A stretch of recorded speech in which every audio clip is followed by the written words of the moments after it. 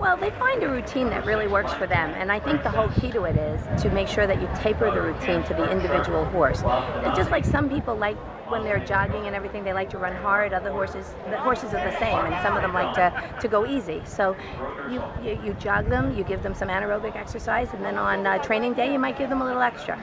Depends on the horse, of course, but horses that are racing week to week generally don't do much. We usually train them 2 easy trips, a mile around 240 and wait 45 minutes and go another mile around 220. If a horse is racing every week, that's about all they need unless you have a special instance. Some horses want more, some horses want less, but that's a good rule of thumb.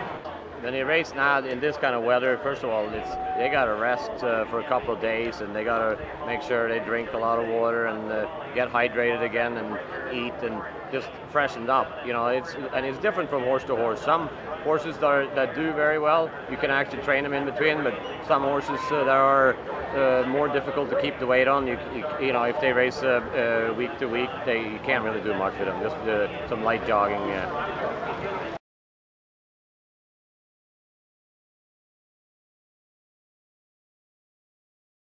With any athlete, the biggest thing is you want to get their system going, warmed up a little bit. You want to get their adrenaline, their red blood cells circulating through the body, their circulation, like any athlete, to prevent injury when they start to work. So that's the biggest thing, is for circulation, adrenaline, and get their body warmed up for the tasks they're about to perform. Our breed does better when their muscles are loose. So what we do is we take them out and we just loosen them up a little bit. We don't do a whole lot with them, but we just get them out there and just let them loosen up a little bit, just like the athletes do in the Olympics. They loosen up their muscles, you'll see them jog around a bit. To loosen them up, you know, a little different than thoroughbreds that way. You know, the standardbreds, they do warm up a little bit, and they do just to loosen their muscles up and their legs up and get them, you know, loosen up.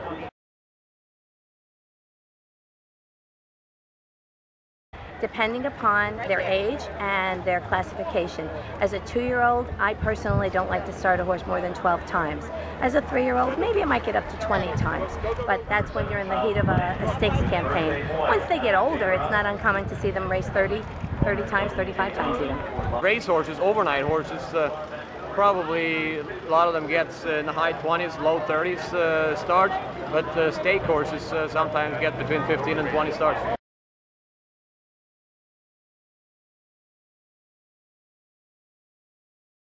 Definitely a matter of different drivers for different horses. I believe that some people complement other horses and vice versa. I believe, you know, there's certain people that have a quieter hand that complement one horse, where somebody else needs a driver that's a little more aggressive. So I think it's definitely a horse by horse. Well, that's preference, you know, who you have a relationship with, who's driving at the certain tracks where you're racing and certain things, and who's available. But it's all you know, taste and preference.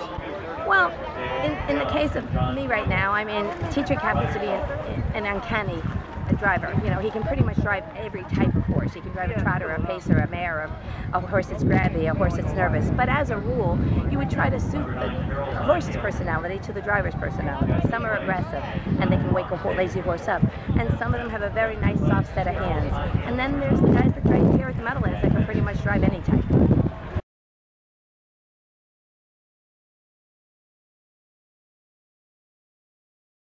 It also depends. If it's the first time a driver is driving a horse, yeah, you want to tell them a little bit about the horse. But if it's the driver drives the horse regularly, certainly you don't have to tell them anything. I never tell them what to do. I only tell them any kind of quirks or idiosyncrasies about the horse if they've never driven it.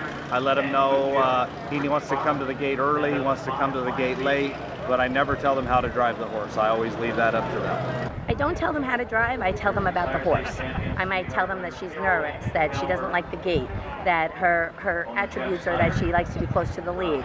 You know, so for the most part, I'll tell them more about the horse than I will on how to drive.